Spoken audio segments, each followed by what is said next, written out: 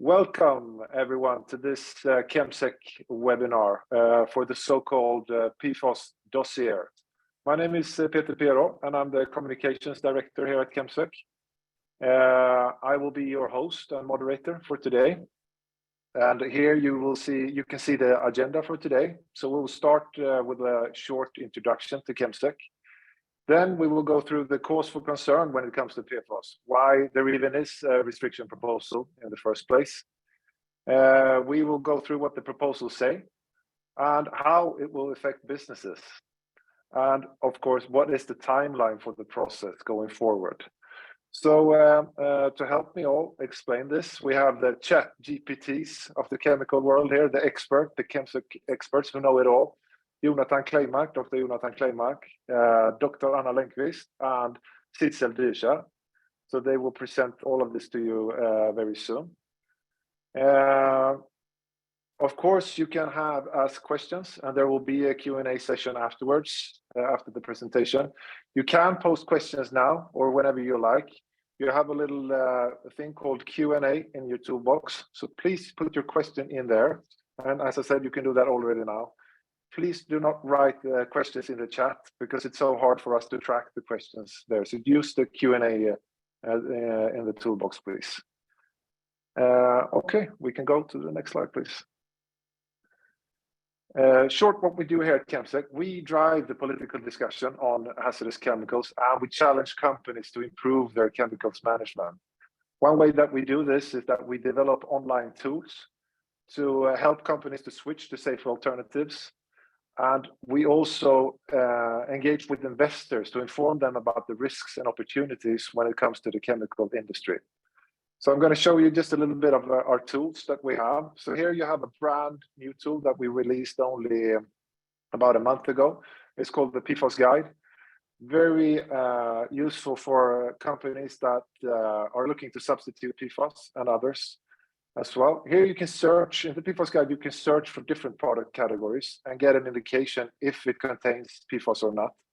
You also get lots of advice on how to phase out PFOS, and you will get information about the regulatory landscape and so forth. It's all in here in the PFOS Guide. You can Google search ChemSec PFOS Guide and you will have it there. Another useful tool of ours is, of course, the SIN list, which has been around now for a very long time.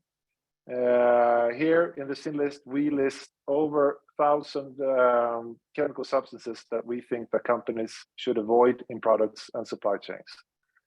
We recently added many PFASs to the SIN list, as well as many other features. So I think you should go and check it out after this presentation. So now we will go into the PFAS proposal more in detail. But first, I also want to show you the PFAS movement that we're running. That is a collection of companies, over 100 companies, that all support a strong and comprehensive ban on PFAS chemicals. And recently, we came to just over 100 companies, consumer companies, that came together in this campaign. So I think it's a very powerful voice that downstream users are also looking to get rid of PFAS chemicals. Here you see a little collection of all the companies that are in the PFAS movement. Okay, so over to you, Anna. Thank you, Peter. So I think that most of you who listen in are aware that PFAS is an especially problematic group of chemical, and this awareness is also increasing among the general population by the day with all the news in the media and so forth. And the common denominator for PFAS chemicals is the extreme persistent, and this is why they are called forever chemicals. It means that they do not degrade in the environment or in our bodies, but they stick around and they build up to high levels. And we are now in a situation where the levels we can measure in the environment, such as rainwater and drinking water and all kinds of different biota, is coming close to the levels where harmful effects are observed in humans and in animals and in the environment. So these levels are beginning to overlap, the environmental levels and the levels where harm is caused. And this is why we have a very severe situation. And scientists even have concluded that we have overstepped the planetary boundaries when it comes to PFAS chemicals. So we can take the next one. A couple of weeks ago, there was a project launched called the Forever Pollution Project, with a lot of journalists that have worked together to illustrate the situation in the EU and in UK when it comes to PFAS contamination. There were news published in a lot of different daily newspapers around Europe, and there is also this interactive map where you can see the PFAS situation exactly where you live, and it does not look very good. And this is also why it's obvious to us at ChemSec that we need to take a really strong regulatory measure. This is what we talk about today, the proposal to restrict PFAS on a very broad level in basically all products in all uses, because we see that this is what is needed to move forward. And we can take the next slide, please. So when we look at the PFAS restriction dossier, it's also explaining very well the concern and why we need to act so strongly. And it provides a clear summary that justifies the strong regulatory measure. And when we look at the hazardous properties of PFAS, there are only a fraction of these, up to several millions of substances actually, that have been thoroughly tested and investigated. But we know that the common denominator for these chemicals is that they are very persistent, as I said. So that is sort of the overarching property for all of these. Then we know that PFAS will either be bioaccumulative or mobile. So meaning they will either build up in humans and animals, or they will be very water soluble and transferred in drinking water and groundwater and so forth. So having either of those problematic properties. And in addition, for the PFAS chemicals that have been studied, there has been a lot of different effects observed. There are PFAS that are carcinogenic, toxic to reproduction, toxic also to animals in this way, immune toxic, and so forth. We also know that they are spread over vast distances, so spread globally, even to the most remote areas of the planet, which is this long-range transport potential. So the dossier builds on this combination of properties, where the persistence being the common denominator, but these additional very problematic properties are also sort of part of the concern. And we can take the next slide. So what is also deeply concerning is that we have today a very high use of PFAS. PFAS is used in so many different products and processes. And it's estimated that just in 2020, the use, which means both manufacture and import of PFAS, was 840,000 tons in the EU. And of this, 75,000 tons were emitted from production, but also from the products that have PFAS in them. So it's a very huge release into the environment and into people. And it's estimated that if business just contains as projected and as usual without having this restriction, we would end up in a situation in 30 years where we have emissions of up to 4.4 million tons of PFAS. And that is simply not sustainable at all. But this is why we have to sort of act now and break this trend of this continuous PFAS emissions that we're having right now. And that's sort of the background for the proposal. And with that, I hand over to Jonatan, who will give you more details. Thank you very much, Anna. So now you have sort of the background to why we need, or why the 5 member states have chosen to present the proposal for a restriction of PFAS, that we have a dire situation regarding PFAS within Europe. So I will give a brief overview of what the content of the dossier is. What does it say? So if we start from the sort of basic scope, so the dossier is using the OECD definition of PFAS, which basically means that it has one fully fluorinated metal or methylene carbon atom within the structure. And the conditions of the restriction is that it shall not be manufactured, used, or placed on the market as substances on their own, or as a piece of another substance, as a constituent of another substance, as a mixture, or as an article, or in an article. The first sort of exclusion that's made from the restriction is that there are 3 subgroups of substances that are or uses that are excluded from the restriction. So biocides, pharmaceuticals, and plant protection substances are excluded from the PFAS restriction.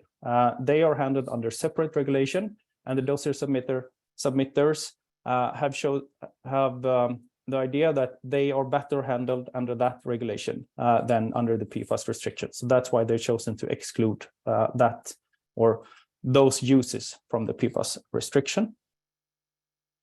So further on the scope, the dossier submitters have also added a sort of structure limitation in the proposal, where they have chemically explained a certain subgroup that they have excluded from the restriction proposal. And the reason for this is that the restriction proposal are handling the PFAS that are persistent, and the ones that are excluded are the non-persistent substances that still fulfill the OECD definition of being a PFAS. And of course, there are concentration limits for the restriction. The limits are 25 ppb for any PFAS, any specific PFAS. It's 250 ppb for the sum of PFAS, and here is polymeric PFAS is excluded.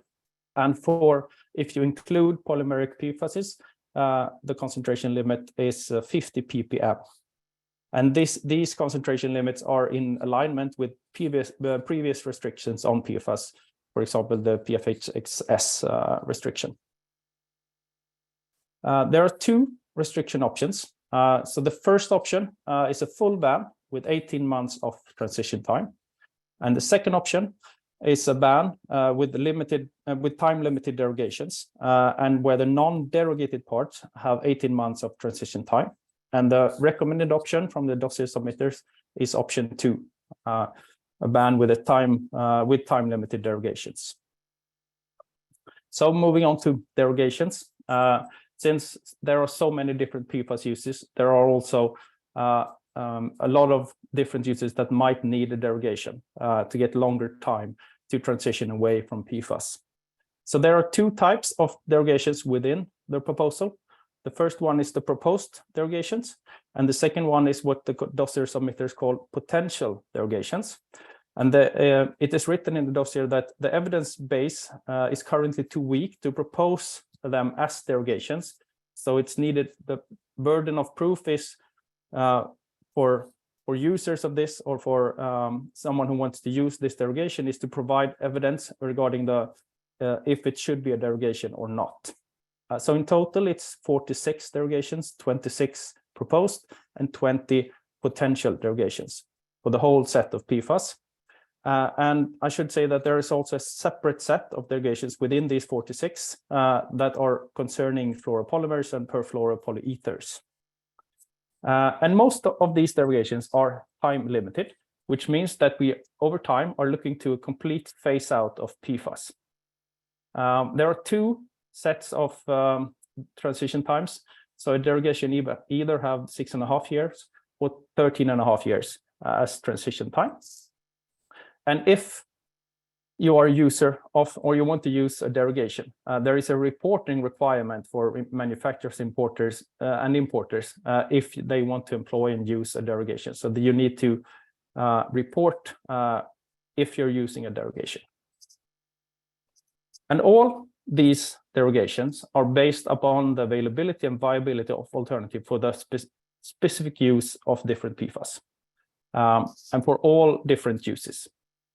So the dossier submitters have looked at all the different PFAS uses and identified if there are alternatives or if there are not alternatives for the different uses. And all derogations are based on the potential for substitution. If it's been found that there is a low potential for substitution, there is a derogation for that specific use. And in the dossier, there is an overview of the available alternatives and the justification for each of the derogations and for the specific PFAS use within the dossier.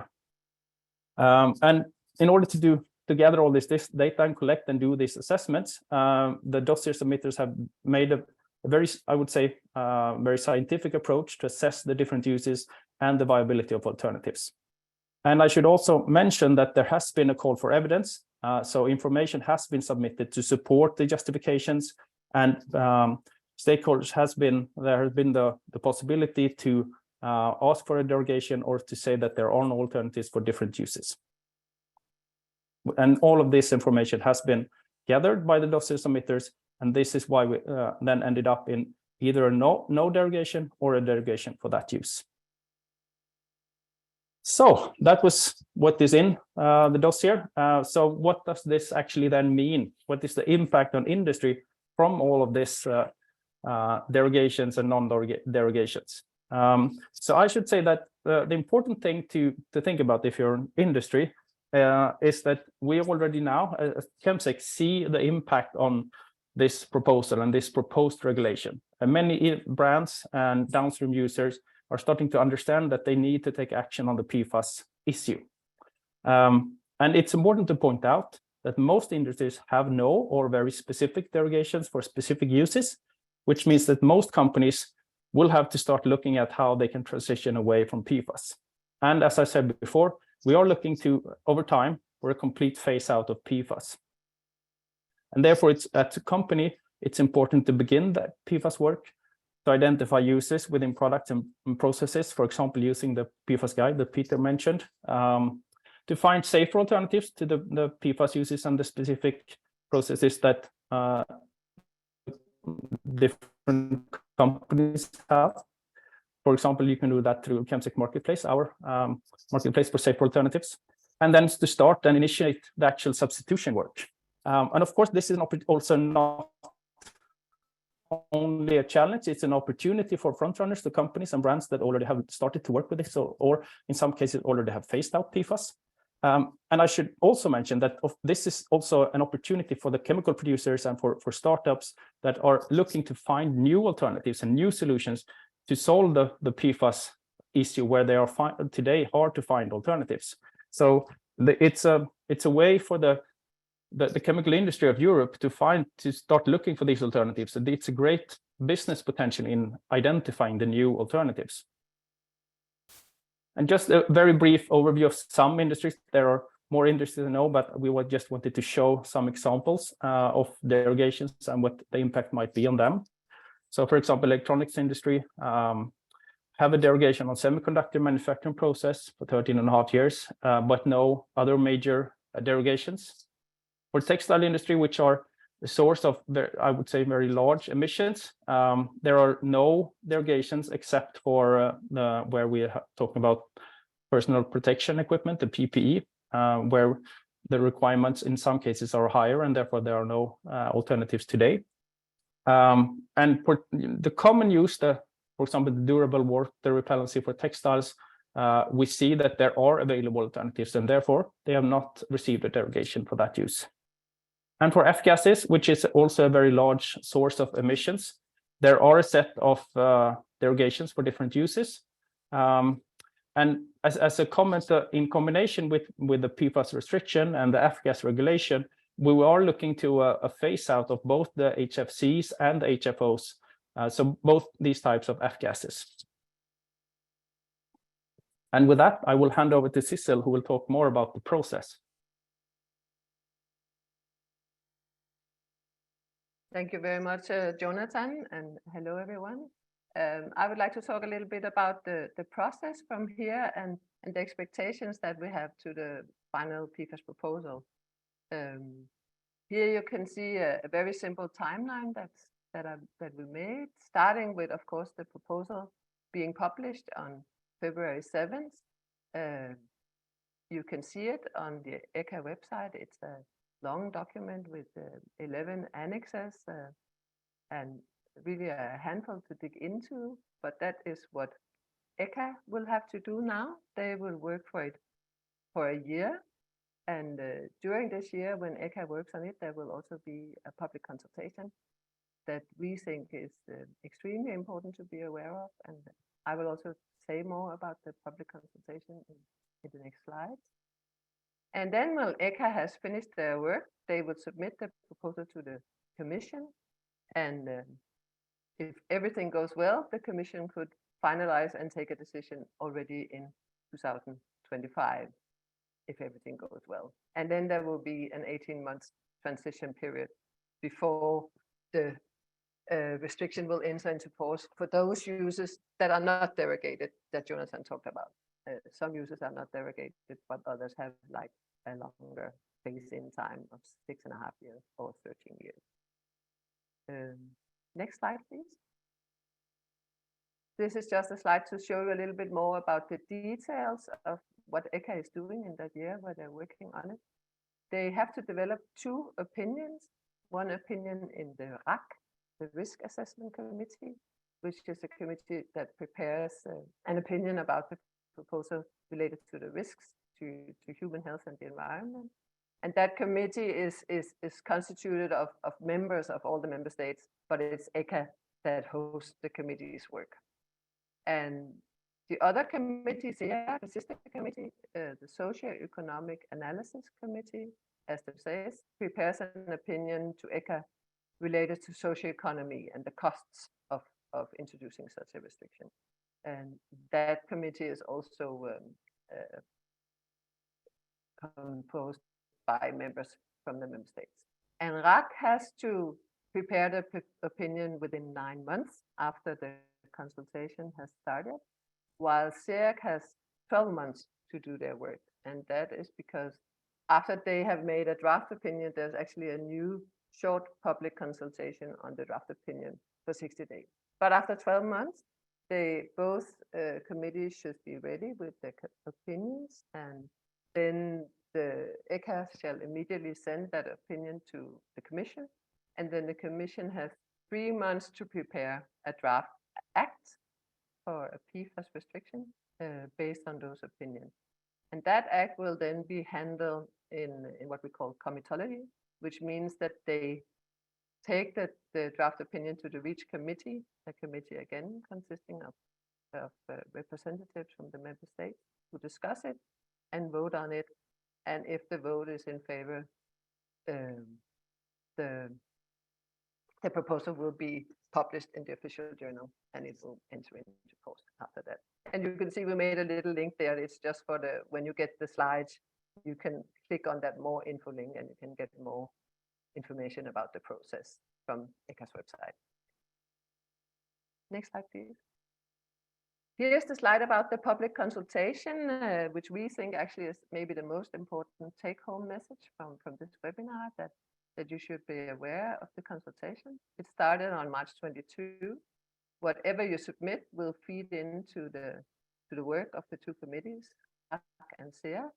You can submit information on PFAS-free alternatives, which would be most important for, of course, for the users that the dossier submitter have now proposed should be derogated. You can also submit any other relevant information that could support the proposal, like information on emissions or hazards or risks. I think many stakeholders have information that they actually might not know is useful. And as Jonatan was also talking about, surely those that have problems with finding alternatives to the PFAS, they will submit information. But it's also important to have maybe those that have found solution and maybe already used products without PFAS. You don't know if that's interesting for the committees, so it would be a good idea to maybe submit that information.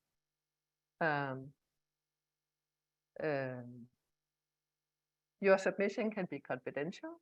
You can submit any information you like. Maybe when you go and see the template, you will see a lot of questions, but you can still submit your own information at the end in the document. ChemSec can help. We will actually have a webinar end of April, where especially dedicated for those who are planning to participate in this consultation. And ECHA is also having a webinar on April 5th. I think it's at 11, where you can also get more information and maybe hear some news from the dossiers submitted themselves. That's free.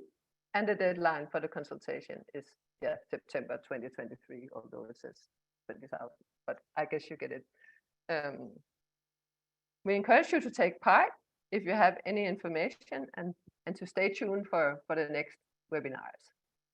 So next slide, please.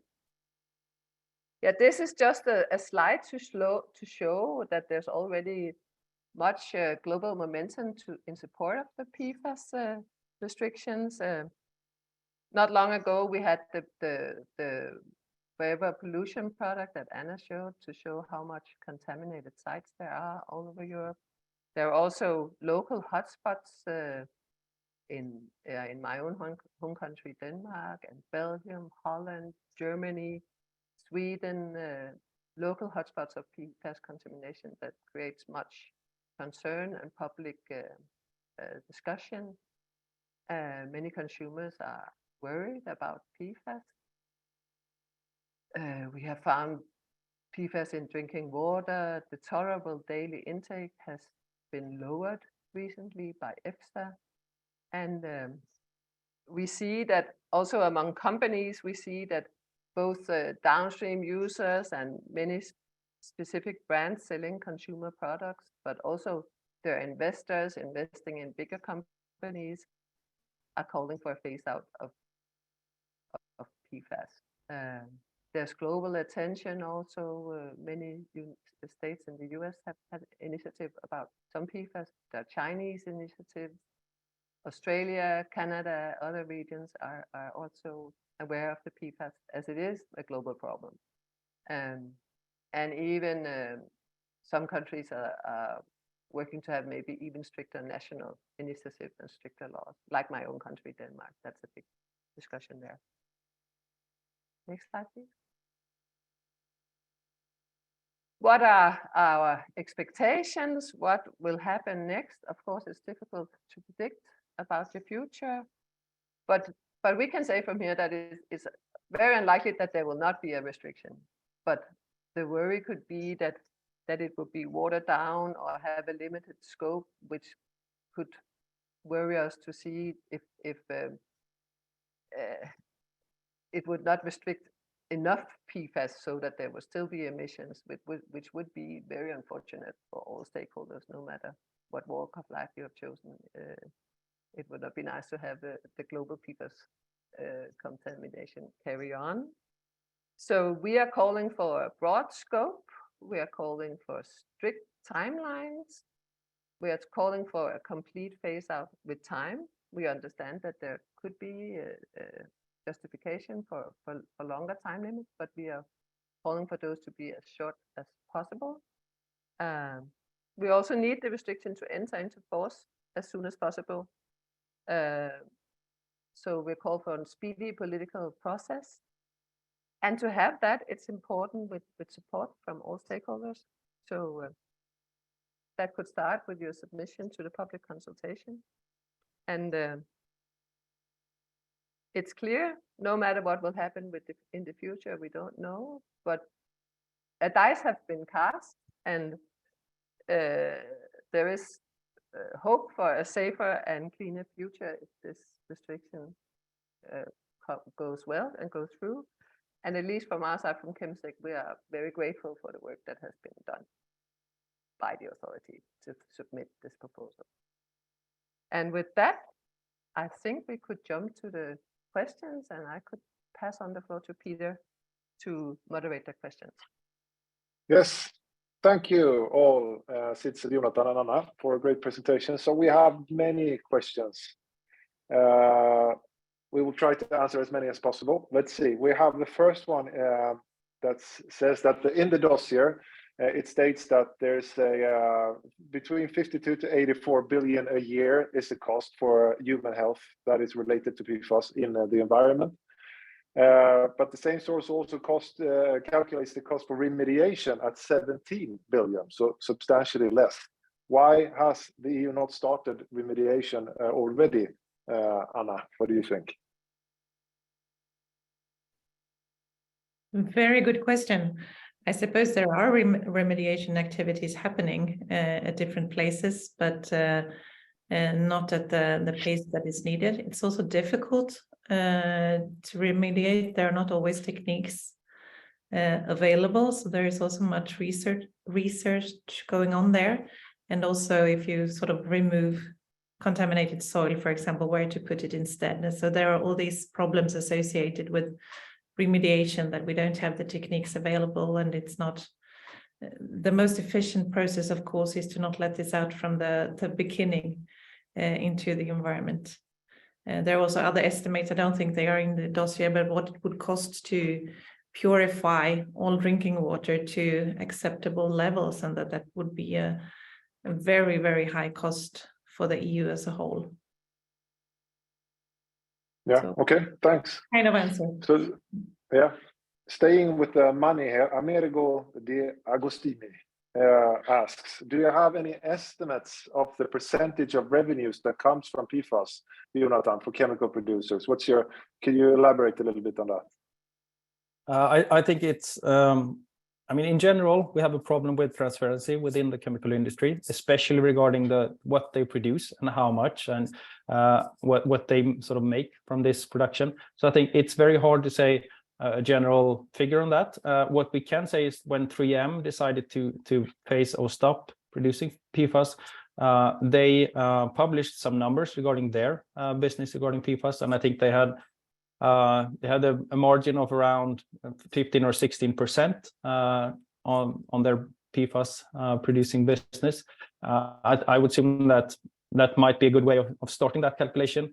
I think that in general, PFAS is not a very big, if you're looking at industry as a whole, not a very big business, but as we saw with the question before, the cost of these chemicals are very, very high compared to if you compare to what the actually market size of this business is.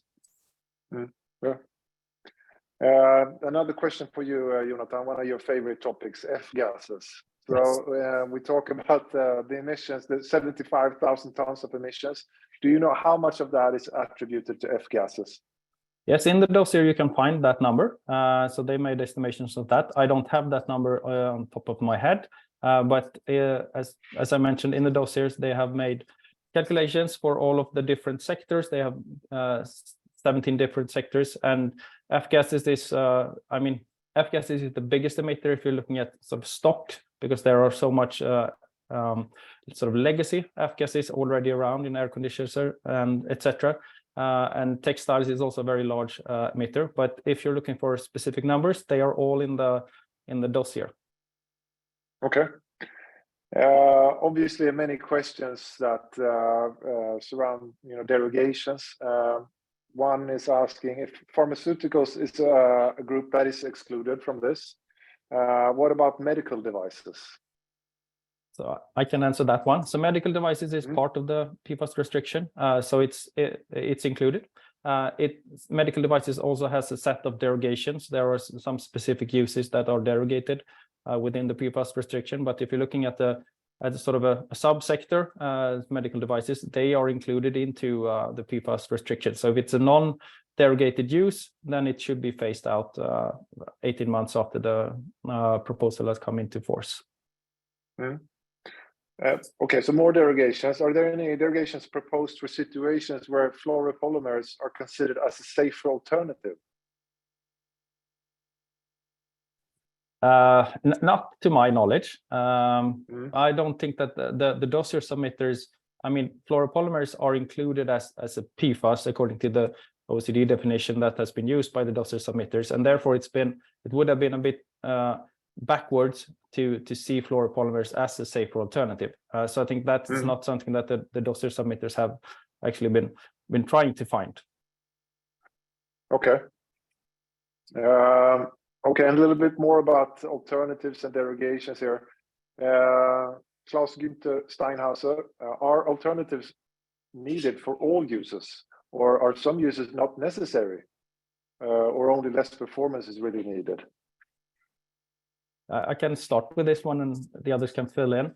I think this is a great question. I think that this is something that we should really take away from the PFAS restriction, that there are alternatives for many of the uses. Of course, that today, as we have derogations, there are not alternatives for all of the uses.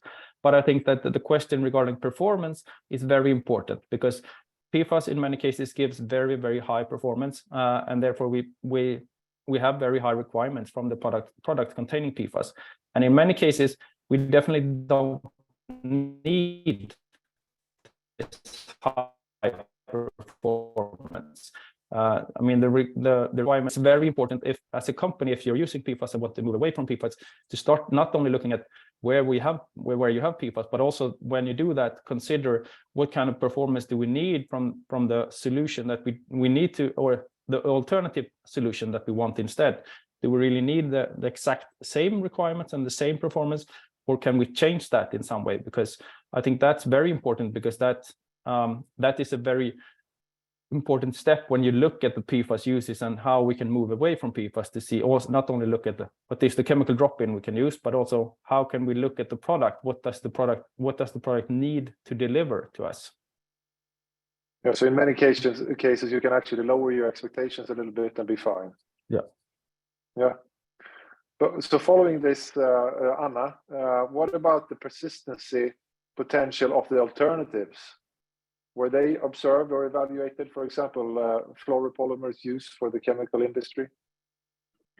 I'm not certain that this has been done in all cases, evaluation of the alternatives and the properties of the alternatives. It has been more about the availability of the alternatives. But I think that this is, if you sit on such information, it's of course important to submit that in the public consultation. Yeah. Okay. Maybe another one for you here. So in this big proposal, about 2,000 pages of restriction proposal, there are no substitutions for several uses. This anonymous attendee claims so in this question. But still there is not mentioned in the derogations. So do you think that the list of derogations is not complete? Maybe Jonatan, but well, I think the list is not complete, and this is also why we have the public consultations, and there are some derogations that are put in brackets where it's asked to give more information. So things can still happen there. Okay. Yeah, I can just fill in. I think, as Anna said, that, I mean, that is why there is a public consultation. If there is a need, or if someone considers a need, have a derogation, that's the place where you can submit that information and propose another derogation if there is no alternatives. So I mean, there is an opportunity for that, and we already also have had that opportunity with the call for evidence. So I think we will definitely see changes regarding the derogations and the proposal. Okay. Which PFAS are out of scope? Do we have any concrete examples of that? Yeah, first of all, as I mentioned in the presentation, there are 3 groups: pharmaceuticals, biocides, and plant protection substances that are excluded from the PFAS restriction as a sort of subfamily of substances.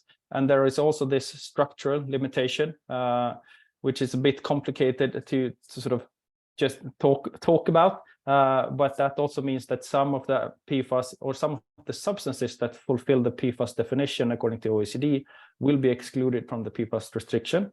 And you can find there is regarding that, there is a piece or a part in the dossier talking about that and giving examples of what kind of substances that is and how they look. Okay. Sidse, you had a slide there for the timeline. Do you consider this timeline as realistic, given the complex restriction with this high number of substances? It's a good question, and it's true that you could expect that the work, at least with the Commission after ECHA has submitted their opinion, would take longer time. But it could also be that ECHA would be given extra leeway because they have to consider so much information for this restriction compared to other restrictions that have normally been much simpler. So to be honest, no, I don't think we will have the restriction in 2025, but hopefully we will have it soon. And I would still just like also to say that it's important to have it soon, because the PFAS are continuing to be emitted, and we really need to put a stop to that. Maybe I can just really add, yeah. Yes, please. Yes, so I just want to add that for this, also for the sake of predictability, it's important that we get a restriction proposal and a decision, because, for example, for industry, it's very important that we have a predictability and we know what will happen in the coming years. And so I think for all stakeholders' sake, as it's important that we actually get a proposal or get the restriction decision regarding this.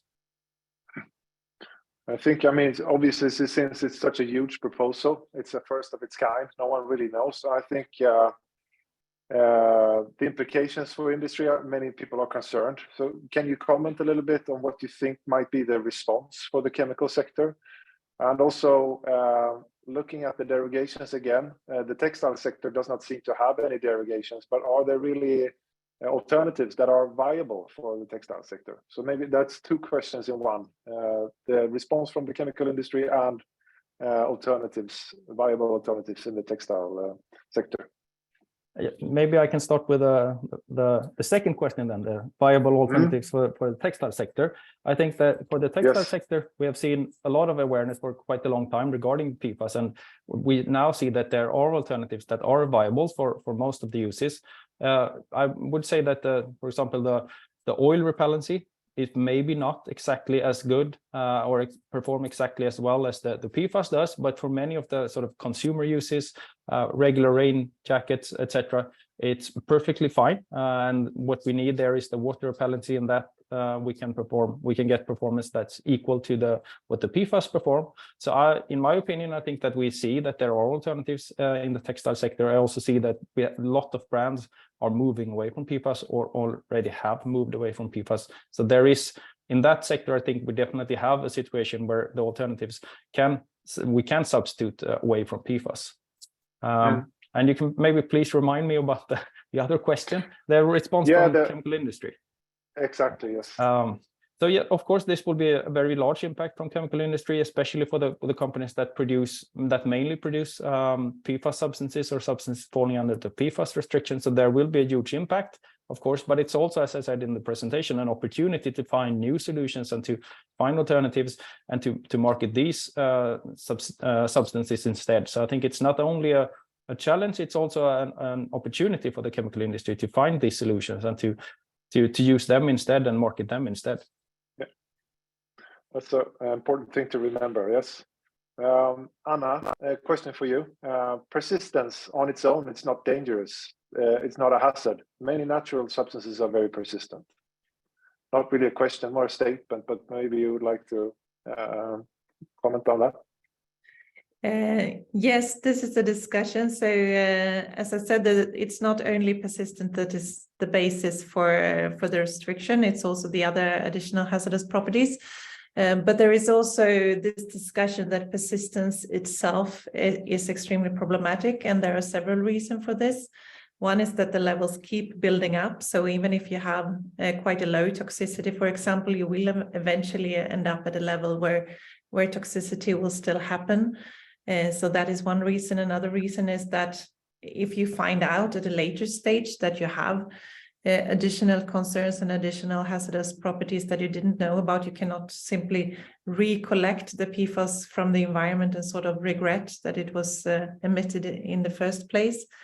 So there is a very high concern, especially when we talk about PFAS, because these are often very, very long timelines and they are very, very persistent. So it's sort of a time horizon that you cannot really overlook what will happen.